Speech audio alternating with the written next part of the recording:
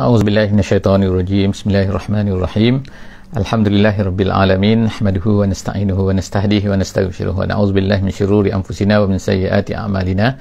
May yahdihillahu fala mudilla lahu wa may yudlilhu fala hadiyalah. Nasyhadu an la ilaha illallah wa nasyhadu anna Muhammadan abduhu wa rasuluh. Allahumma shalli ala sayidina Muhammad wa ala alihi wa sahbihi ajma'in. Alhamdulillah, bersyukur pada Allah Subhanahu wa taala. Kembali kita dalam sesi tadabbur harian pada hari ini, insya-Allah.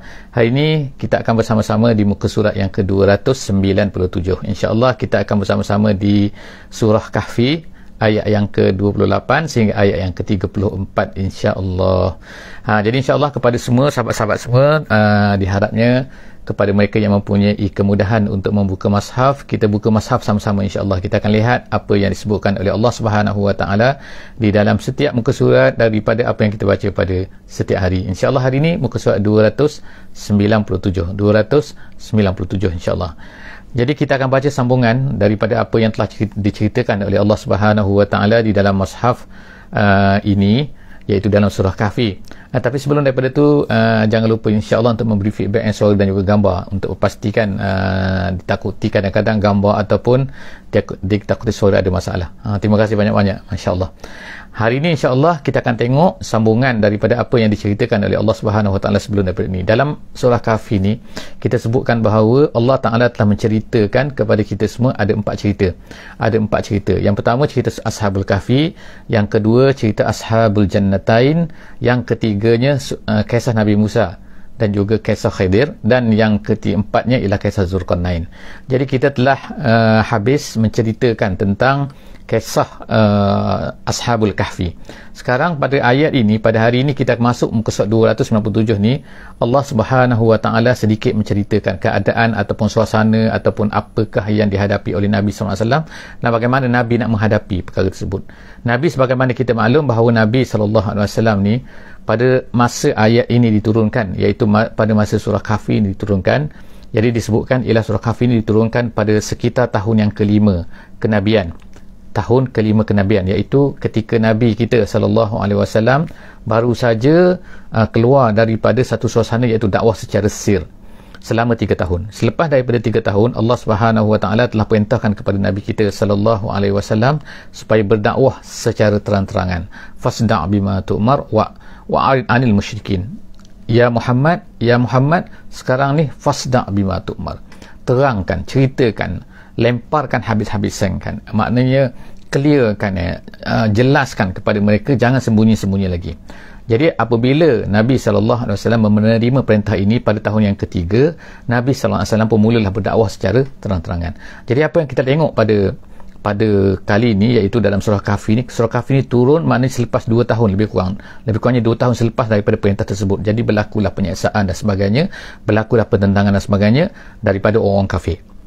Orang-orang yang tidak Islam ni mula menentang Nabi dan mereka mula mengada-ngadakan perkara-perkara yang mereka minta macam-macam. Apa yang akan kita tengok dalam muka surat ini 297 pada kali ini, iaitu antara perkara yang diminta oleh orang-orang kafir kepada Nabi kita SAW ialah, kami Muhammad boleh nak mendengar ceramah kamu ni, kami boleh nak dengar Quran, kami boleh nak, tetapi kami ni tak mau duduk bersama-sama dengan orang-orang miskin ni. Orang miskin siapa? Iaitu sahabat-sahabat Nabi yang ikut Nabi pada masa tu. Ramai di kalangan mereka ni yang miskin, seperti Ammar ke, seperti Suhaib ke dan sebagainya. Jadi orang-orang kafir Quraisy ni yang rasa diri hebat lah, mereka rasa mereka dikaya lah, tak kira lah kan Abu Jahal ke Abu Lahab ke, kan, dan sebagainya, Umayyah bin Khalaf, semua tu mereka rasa macam mereka tak nak join lah. Mereka tanya. Jadi Muhammad, mereka letakkan syarat, Muhammad, kami boleh ikut kamu ni, kami boleh dengar, bukan ikut, minta maaf, kami boleh dengar ceramah kamu ni, tetapi dengan syaratnya ialah kamu buat satu majlis khusus untuk kami. Jadi Nabi SAW sangat nak supaya mereka ni beriman. Orang-orang kafir, pembesar-pembesar Quraisy ni, kalau mereka ni beriman, Masya Allah, itu dari segi strategi manusia lah, kan, maknanya cita-cita Nabi ialah bukan yang Nabi nak tinggalkan para sahabat ni, bukan, tetapi Nabi nak kalau mereka ni beriman. Cita-cita Nabi ialah kerana dakwah, bukan kerana dunia dan sebagainya. Jadi sebab itulah Allah SWT pun turunkan ayat ni. Itu di antara sebab lah dikatakan sebab nuzul kepada ayat yang akan kita baca pada kali ini, iaitu ayat 28 daripada surah Al-Kahfi. Kita baca sama-sama insya-Allah. A'udzubillahi minasyaitonirrajim. Bismillahirrahmanirrahim. Wasbir nafsaka ma'al ladzina yad'una rabbahum bil ghadati wal 'ashyi yuriduna wajha wa la ta'du 'aynaka anhum turidu zinatal hayatid dunya wa la tuti' man aghfalna qalbahu an zikrina wattaba'a hawa wa kana amruhu furuta.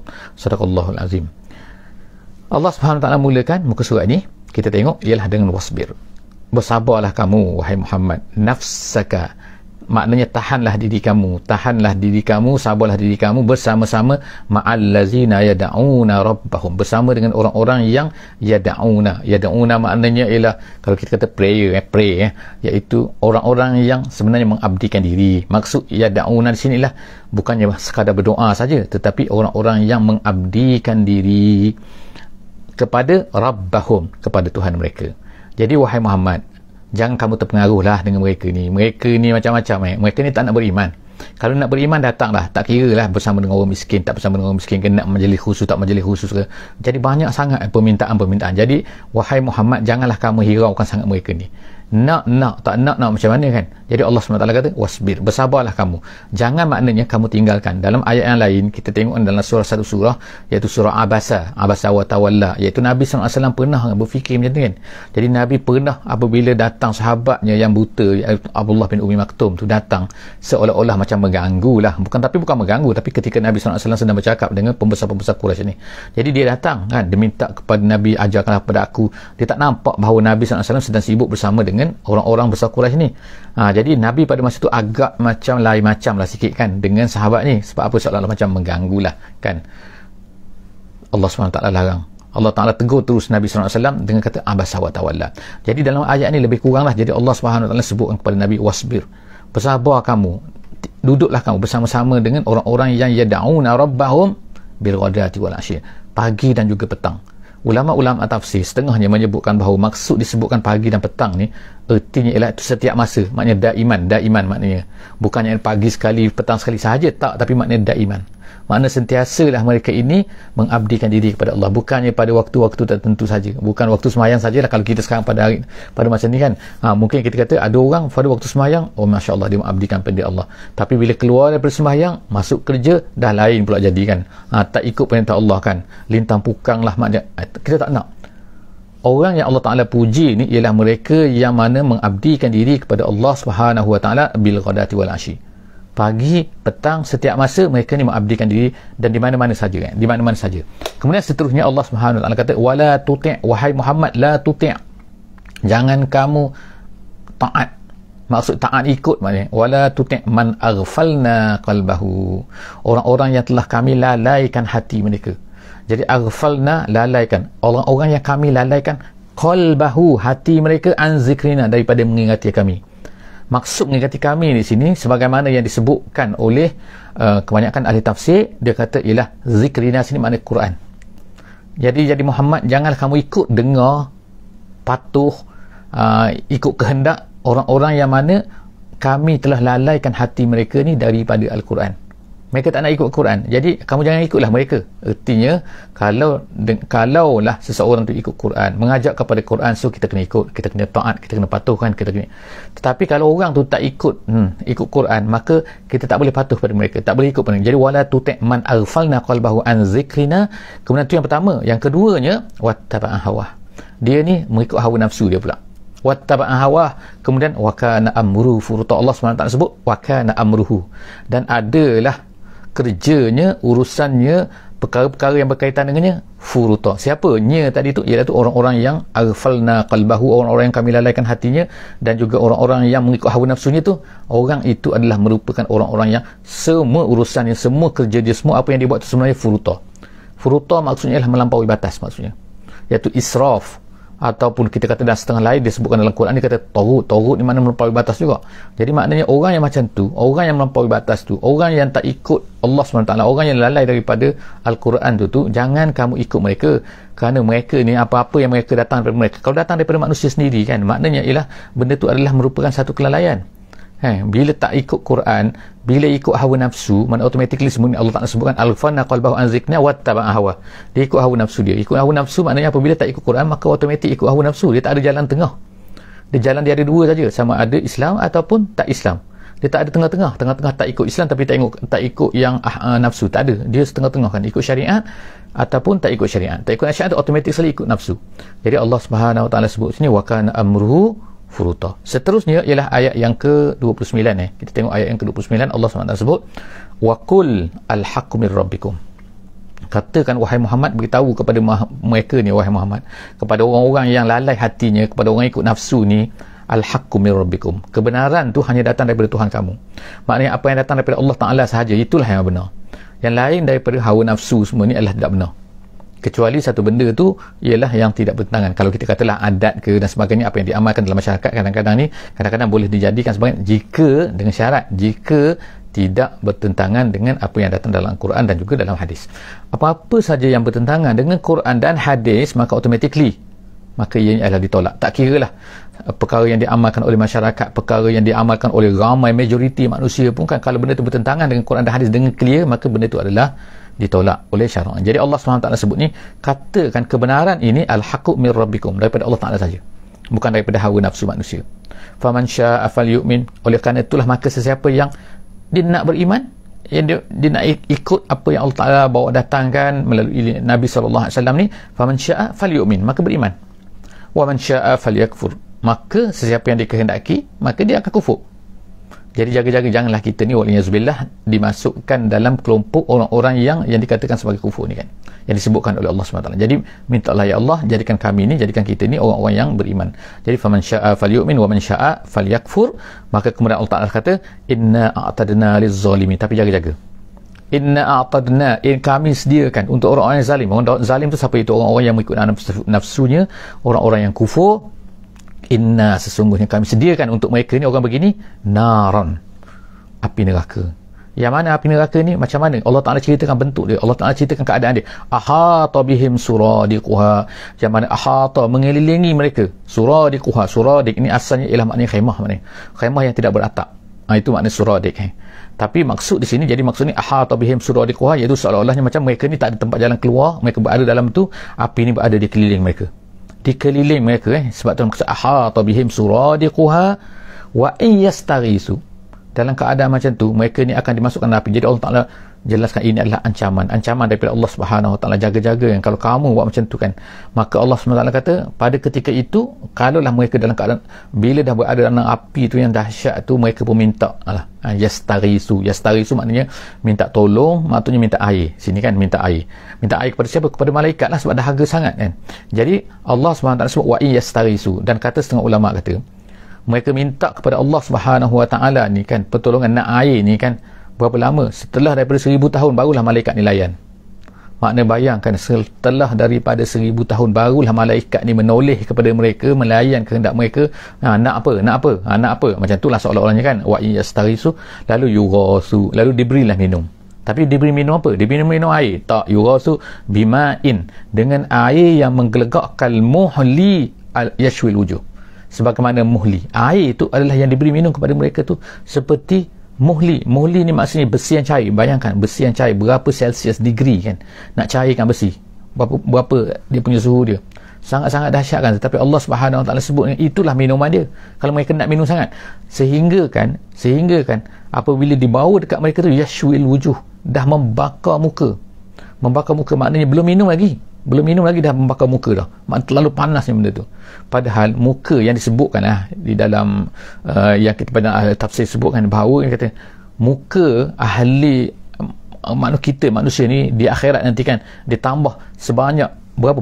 42 hasta disebutkan. 42 hasta lagi. Maknanya bukan muka seperti kita sekarang ni, muka 40 hasta tebalnya kan. Tetapi itu pun keadaan macam tu pun kita jangan fikirlah bagaimana 40 hasta tu muka tebal nak berjalan macam ni. Tu jangan fikir kan Allah Ta'ala boleh buat. Tapi Allah Ta'ala nak cerita kat sini kan, bahawa Allah Ta'ala sebut di sini ialah bila bawa saja datang air nak diminum kan, terus hancur muka mereka, yashwil wujuh, membakar semua wajah-wajah mereka tu. Kemudian bi'sa syarab, itu adalah seburuk-buruk minuman. Kalau nak sangat minum, ini dia minuman. Jadi Allah Ta'ala sebutkan bi'sa syarab, minuman yang sedahsyat-dahsyatnya, yang seburuk-buruknya, wasa'at murtafaqa, dan itulah juga seburuk-buruk murtafaqa. Murtafaqa artinya dalam segi bahasa ialah tempat berehat. Kalau ikutnya tempat berehat ni tempat yang indah lah kan, tempat yang relax, tempat yang tak ada masalah, di pulau ke mana kita kira lah kan, maknanya kan di anjung ke rumah ke yang tinggi ke, nampak semua itu murtafaqa, kita rehat. Tapi ni bukan rehat, ni bukan rehat kan, wasaat seburuk-buruk tempat berehat. Jadi Allah SWT sebut siapa tu, iaitu neraka tu. Jadi Allah Subhanahu Wa Taala sebutkan semua ni sebagai, dikatakan ialah sebagai perli kepada mereka kan. Nak sangat berehat, ambil ni berehat, tempat rehat kau ambil, dah ambil, gitu kan. Kemudian ayat yang ke-30 kita tengok Allah Subhanahu Taala sebut innal ladzina amanu, yang terbalik daripada tu. Jadi sekarang ni Allah Taala ulang-ulangkan Allah Taala sebutkan keadaan neraka, ahli neraka bagaimana. Kemudian biasanya Allah Taala akan terus sebutkan pula kan ahli syurga bagaimana. Itu nak tunjukkan kepada kita, nak beritahu kepada kita, orang-orang yang beriman ni, kepada kita yang hiduplah pada hari ini kan, supaya kita ni sentiasa insya-Allah ingatkan bahawa Allah Taala ni tidak zalim. Allah Taala ni sebenarnya dah sediakan ini untuk orang beriman, untuk orang kafir. Jadi yang kamu ni nak berkafir sebab apa? Kamu ni nak langgar perintah Allah ni kenapa? Ini ada kan jalan untuk kamu ni kan melaksanakan perintah Allah. Allah Taala dah tunjukkan nak jadi baik begini, nak jadi jahat begini kan, nak dapat pahala begini, nak dapat syurga, dapat neraka macam ni. Tapi kenapa kamu pilih neraka? Jadi seronok sangat atas dunia ni. Jadi Allah SWT sebut, sebab itulah berulang-ulang kali. Jadi Allah SWT sebut sekarang ni dalam ayat yang ke-30, innal ladzina amanu wa amilus solihat. Sedangkan orang beriman, bukan benar pun beriman, hanya beriman kan, percaya yakin wa amilus solihat, dan beramal soleh. Amal soleh ni bukan benar pun. Amal soleh ni kan bukanlah sebab sampailah apa-apa ke dana, tak boleh makan, tak boleh minum, tak ada kan. Kita tak boleh makan, tak boleh minum. Hari ni kita berpuasa tapi kita boleh berbuka. Kita dilarang pun kalau kita tak nak berbuka, kalau kita ni tak mau berbuka kan dilarang kan, kita tak boleh. Puasa yang dipanggil sebagai puasa wisol, puasa yang bersambung tu kan, malam maghrib tak nak berbuka, sampai sahur tak nak makan juga kan, tak berkat macam tu kan. Allah Ta'ala tengok kan, beri kita pahala. Kalau kita berbuka awal dapat pahala, maka sahur dapat pahala lagi. Jadi maknanya kan Allah Ta'ala ni menyuruh kita ni bukan nak menyeksa kita kan, Allah Ta'ala nak cuba kita. Jadi kita tengok sini kan Allah SWT sebutkan kalau orang yang beriman, orang beramal soleh, wa amilus soleh, inna la nudi'u ajra man ahsana amala. Allah Ta'ala kata la nudi', kami tak akan hilangkan, kami tak akan sia-siakan ajra man ahsana amala, orang yang berbuat baik, ahsan baik, amalan tu amalan, perbuatan yang baik, la nudi', kami tak akan sia-siakan pahala dia, kami tak beri maknanya, kami mesti akan bayar, kami akan beri pahala orang-orang yang begitu, orang beriman dan juga beramal soleh. Seterusnya insya-Allah kita tengok ayat yang ke-31. Bagaimana pula apa yang akan mereka dapat apabila kalau mereka ni beriman, beramal soleh. Allah Taala sebutkan ni dapat syurga, bandingkan dengan neraka tu yang diminum macam ni kan. Allah Taala sebutkan bagaimana ahli-ahli syurga ni akan dapat. Allah Taala sebut ulaika lahum jannatu adnin, bagi mereka Allah Taala bagi jannatu adnin, syurga adn. Tu satu. Kemudian Allah tajri min tahtihimul anhar, mengalir di bawahnya tu sungai-sungai, bukan satu sungai, anhar, bukan nahrun. Kalau nahrun tu satu, kalau anhar tu maknanya sungai-sungai, dan sungai-sungai tu boleh mengalir pula. Kalau ikut disebutkan oleh ulama tafsir, atas bawah semua boleh mengalirkan, nak bawah boleh, nak atas boleh, nak tepi boleh, macam mana nak mengalir atas bawah. Allah Subhanahu Wa Taala boleh berikan apa saja, dan dalam syurga ni semua benda semua dapatkan. Bukan satu sungai nak mengalir ke sini, nak berubah ke sini, terpulanglah kepada kamu kan. Anhar, Allah Ta'ala mengalir sungai-sungai, yuhallawna fiha min asawira min zahabin. Tengok ada tempat ni Allah Ta'ala sebutkan perkara yang ketiga, mengalir sungai, dapat syurga adnan. Kemudian Allah Ta'ala sebut lagi yuhallawna, dihiaskan mereka ini, maknanya perhiasan mereka diberikan pakaian-pakaian perhiasan fiha, di dalam syurga itu, min asawira. Asawira artinya ialah gelang-gelang yang dipakai. Jadi kalau atas dunia ni kan kadang-kadang kita ni pakai gelang jadi orang lelaki pakai gelang yang tak boleh lah kan maknanya nak pakai gelang juga, nak ikut macam perempuan nak pakai gelang emas ke gelang apa lah kan, yang sepatutnya dipakai oleh perempuan, yang diharamkan untuk lelaki dipakai juga. Sebagai contohnya lah kan, nak gelang juga, maknanya gelang ni satu perhiasan, satu yang cantik lah kan kalau pakai gelang kan. Jadi Allah Ta'ala kata dalam syurga nanti mereka akan dipakaikan dengan gelang, tapi gelang-gelang mereka tu as-sawira tu, gelang-gelang apa? Gelang-gelang min zahabin, daripada emas. Kemudian tu wayal basuna, kemudian pakaian mereka apa? Tu perhiasan. Pakaian mereka apa? Mereka dapat yalbasuna, mereka memakai thiyaban khudran, pakaian yang hijau.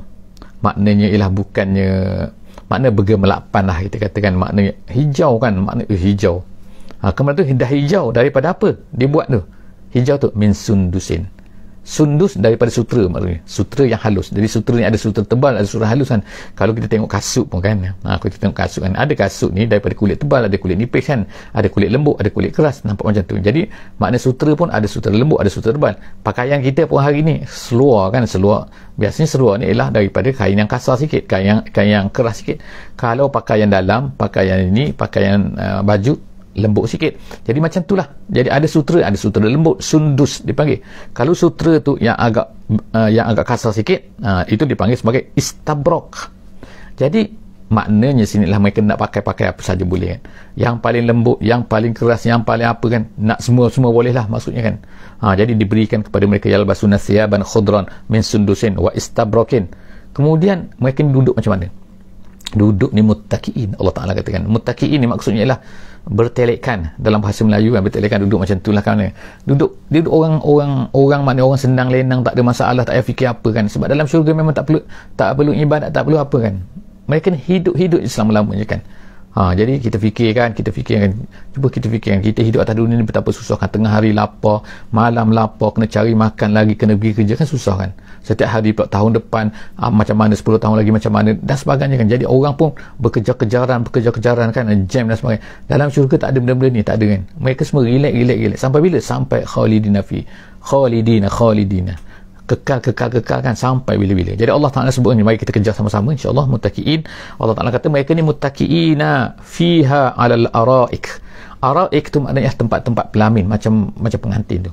Jadi kalau pengantin tu mereka ada tempat-tempat duduk yang dihias lah. Biasanya orang tak biar macam tu saja. Kalau nak pengantin kan dihiaskan dengan cantik dan sebagainya. Itu nama dia araik. Jadi mereka tu bertelekkan di atas. So, kalau katil pun katil cantik, kalau tempat duduk cantik kan. Macam lah kata istana raja apa semua kan, macam kan tempat dia kan tempat singgah sana dia tu. Itu makna araik.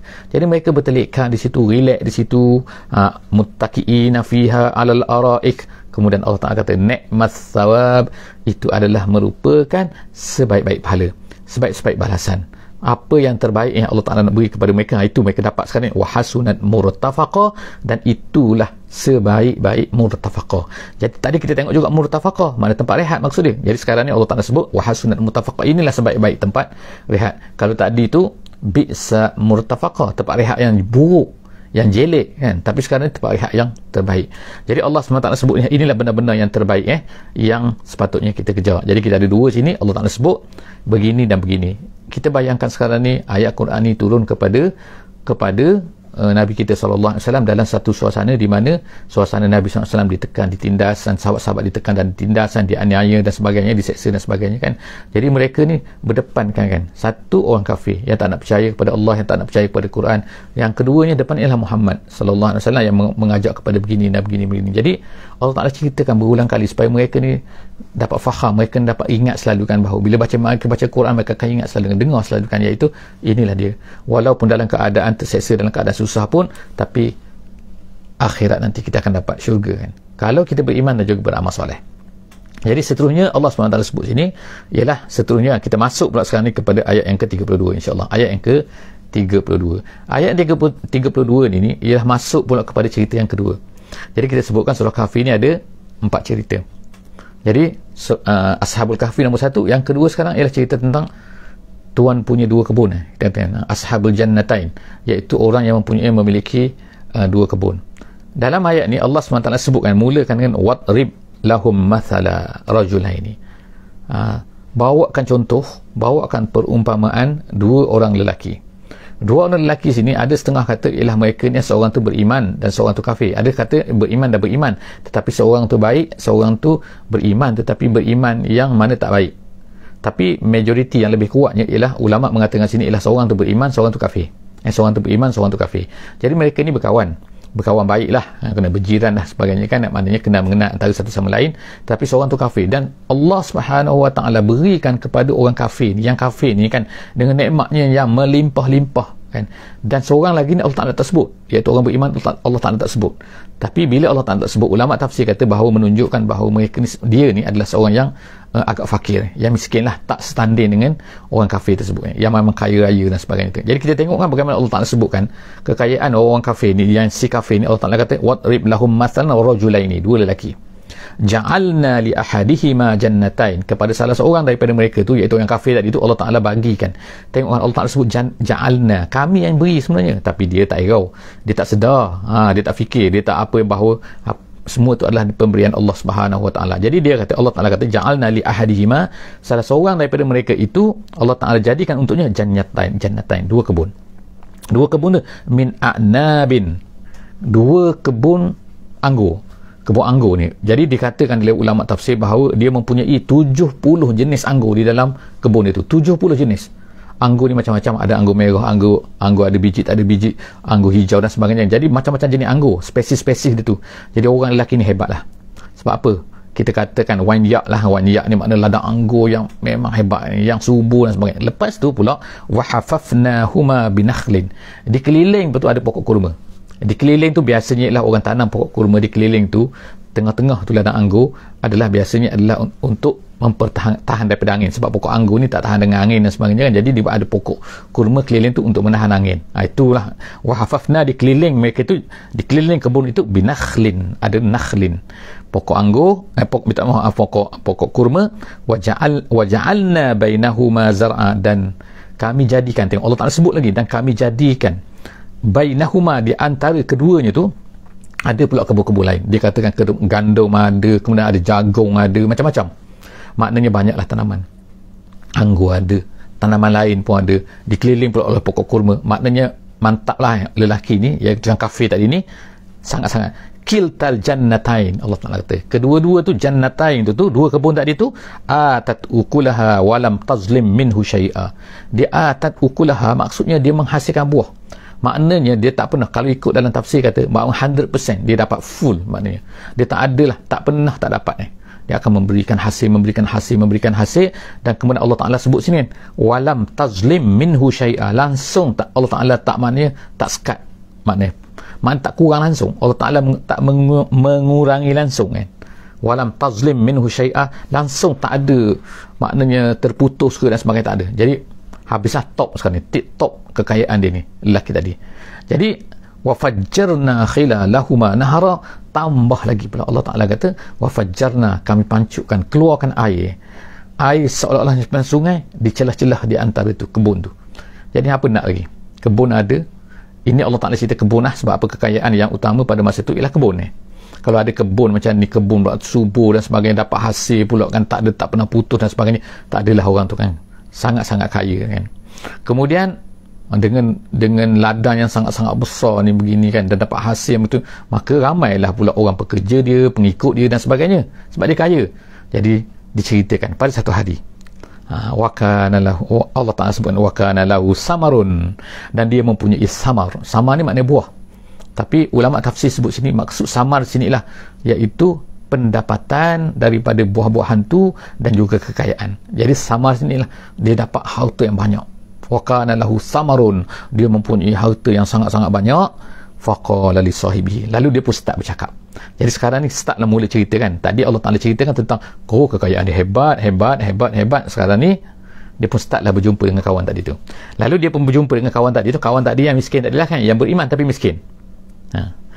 Wa huwa yuhawiruhu, dia bersembang-sembang. Yuhawiruhu ni artinya maknanya dia bukan sembang tentang tu saja, tapi dia bersembang macam-macam lah, macam inilah, entah iklim lah, apa benda, cuaca lah, panas sejuk lah kan, cerita pasal ini. Sekarang tiba-tiba dia pun masuklah cerita dia, ana aksarumi.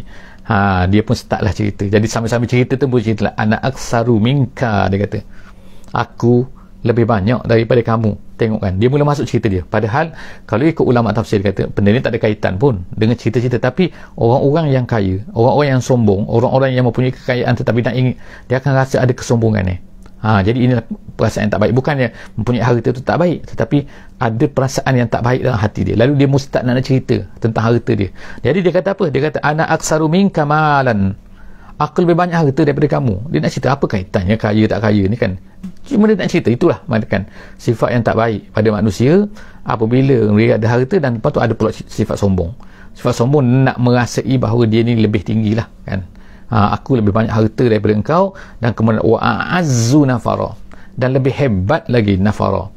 Nafara ni maknanya ialah yang kita sebut tadi, iaitu sama ada penyokong, sama ada sama ada pekerja.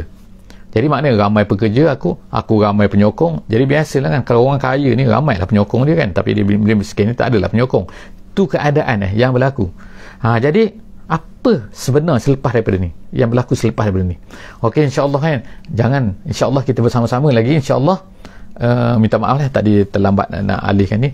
InsyaAllah selepas daripada ni, InsyaAllah kita akan seterusnya, InsyaAllah kita akan tengok apa yang berlaku setelah daripada ni. Dia berkata, dia berbangga, dia bersombong dengan orang mukmin yang miskin tadi ni kan. Muka surat 294 98, InsyaAllah jumpa lagi. Surah Kahfi. Aku qauli hadza wa astaghfirullahalazim li wa lakum. Jangan lupa insya-Allah untuk share, follow, like kan, tekan saja like tu kan, tak payah pun insya-Allah kan, ada like di bawah tu kan, tekan saja like kan. Kemudian tekan, boleh tengok di YouTube juga insya-Allah, siapa-siapa yang ingin tengok di YouTube insya-Allah boleh tengok di YouTube. Saya dah bagi link di situ insya-Allah. Itu saja setakat ni. Jangan lupa insya-Allah terus setiap pagi pukul 6.30 insya-Allah. Aku qauli hadza wa astaghfirullahalazim li wa lakum. Bismillahirrahmanirrahim.